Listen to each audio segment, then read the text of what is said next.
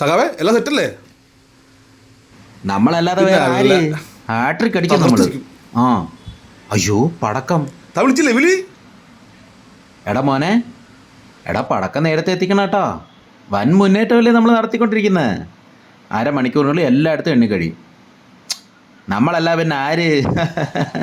ഞാൻ ഡൈനാമിക് ഇട്ടൊന്നും നോക്കാറില്ലേ? അവന്മാരുടെ മൂട്ടിലിട്ട് പൊട്ടിക്കാം. എനിക്ക് രാജേഷ് എവിടെ? എടാ രാജേഷേ, ആ വോളി ഒന്ന് കൂട്ടി വെച്ചേടാ. മണ്ഡലത്തിൽ വോട്ടെണ്ണൽ പൂർത്തിയായി. ഇതോടെ ഹാട്രിക് എന്ന PDF ഭാഗങ്ങൾ അവസാനിച്ചിരിക്കുകയാണ്. എവിടെ പിഴവ് പറ്റിയെന്ന് പരിശോധിക്കുമെന്ന് പ്രമുഖ PDF പാർട്ടി നേതാക്കൾ അഭിപ്രായപ്പെട്ടു.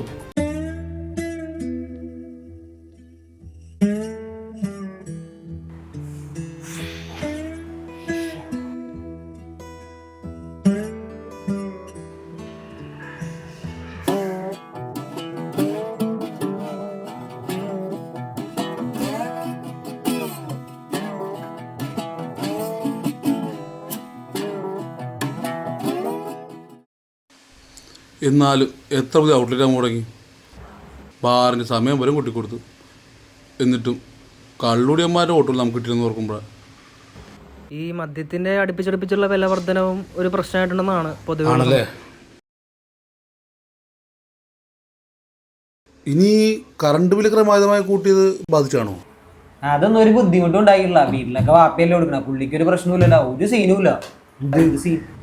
അതും ബാധിച്ചിട്ടുണ്ടെന്നാണ് സംസാരം. പൊതുവെയുള്ള സംസാരം അങ്ങനെയാണ്. സഖാവേ എണീറ്റ, സഖാവൊന്ന് വന്നേ.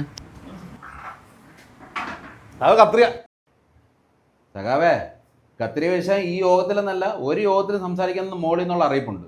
പിന്നെയും ആ വിഷയത്തെക്കുറിച്ച് സംസാരിക്കുന്നത് പാർട്ടി അവഹേളിക്കുന്നതിന് തുല്യമല്ലേ? ഞാൻ അഭിപ്രായം പറഞ്ഞത് താഴത്ത് കത്തിടപ്പുണ്ട്, ചവിട്ടണം കുത്ത് പറഞ്ഞു എന്റെ പൊന്നു. പൊതുവെ ഈ വിഷയത്തിലും ഒരു ജനസംസാരം ഉണ്ട് കേട്ടോ.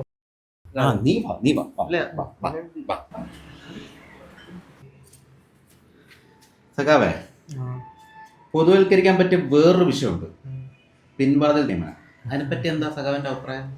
അതിപ്പോ അത് സ്വീകരിച്ചോണ്ട് എങ്ങനെയാ സഖാവ ഞാൻ അതിനെപ്പറ്റി അഭിപ്രായം പറയുന്നത്? ഇപ്പൊ സഖാവിന് അറിയാം, സഖാവിന് ജോലി കിട്ടിയത് റാങ്ക് ലിസ്റ്റിൽ പേരിലോണ്ടല്ല, സഖാവിന്റെ മറ്റേ അമ്മാവൻ നമ്മുടെ പാർട്ടിയിലെ വലിയ ഗുണാണ്ടായോണ്ടാണ്. ഇനി മേല പൊതുവായിട്ട് എന്തെങ്കിലും പറഞ്ഞു ഇല്ല, ഇനി പൊതുവായിട്ടൊന്നും പറയുന്നില്ല. RJPക്കാര് വോട്ട് മുറിച്ചോണ്ടാണ് തോറ്റെന്ന് അങ്ങ് പറഞ്ഞു വരുത്തുന്നു. അതിപ്പോ നീ പറഞ്ഞിട്ട് വേണോ? കൊറേ നാളായി കാര്യം തുടങ്ങിയിട്ട്. അതെ, നമ്മുടെ ഒരു സീറ്റ് പോയത് നീ നിന്റെ അമ്മാവനും കൂടെ പിൻവാതിൽ നിയമനം ഉണ്ടാക്കിയിട്ടാന്ന് പറയട്ടെ. നമുക്ക് അവലോകനം തുടരാം.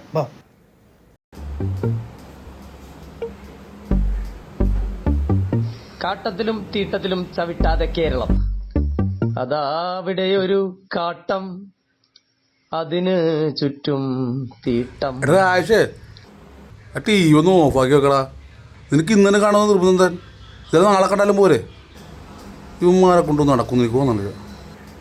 ആ ഇലക്ഷനിൽ ന്യൂസ് ഒന്നല്ല, അത് ആദ്യം കവിതയാണ്.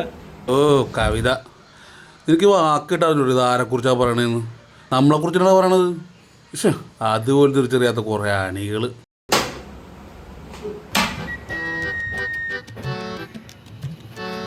വേഗം കഴിയും.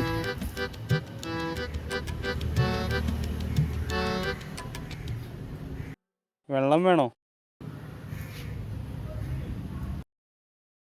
അവിടെ പറയാതിട്ടാ. പദ്ധതികളൊക്കെ ഫ്ലെക്സിൽ മാത്രമായിട്ട് ഒതുങ്ങിപ്പോയി എന്നൊരു സംസാരം ആളുകളുടെ ഇടയിലുണ്ട്.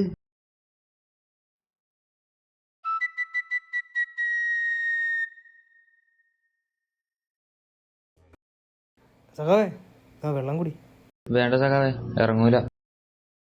അടുത്ത ഇലക്ഷൻ ഇവൻ തന്നെ സ്ഥാനാർത്ഥി. തൊലിച്ച് എടാ, ഈ പുട്ട് കുത്തിയിരുന്ന പോലെ കുറെ അപരന്മാരെ നിർത്തിയില്ലേ, അവരുടെയൊക്കെ അവസ്ഥ എന്താണെന്ന് അറിയാമോ? 4 അപരന്മാർക്ക് കൂടി ആകെ കിട്ടിയ 13 വോട്ടാണ്.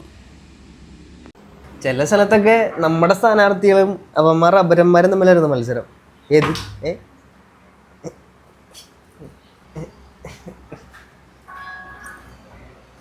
പ്രചരണം കയ്യേറിയപ്പോഴേക്കും അവർ യൂത്തന്മാരെ കയ്യിലെടുത്തു. അതാണ് പറ്റിപ്പോയത്. പിന്നെ ഈ ലൈസൻസും RC ബുക്ക് ഒക്കെ കയ്യിലേക്ക് കിട്ടാനായിട്ടേ നല്ല താമസം ഉണ്ടായിട്ടുണ്ട് പിള്ളേർക്ക്. അതൊക്കെ അങ്ങോട്ട് എഫക്റ്റ് ആയിട്ടുണ്ട്. ഈ വണ്ടി മോഡിഫിക്കേഷൻ വാഗ്ദാനല്ലേ, അതിലും കുറെ വോട്ടൊക്കെ പറഞ്ഞിട്ടുണ്ടെന്ന്. കാര്യങ്ങൾ ഇങ്ങനെയൊക്കെയാണെങ്കിലേ നമുക്ക് സന്തോഷിക്കാൻ ഒരു വകുപ്പുണ്ട്. എന്ത്?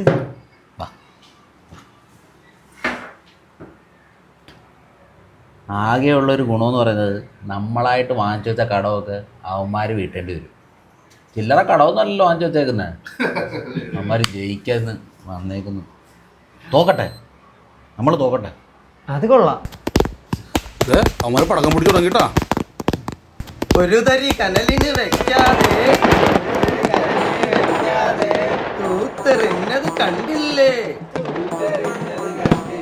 ആ തൂത്തെറിഞ്ഞത് കണ്ടില്ലേ.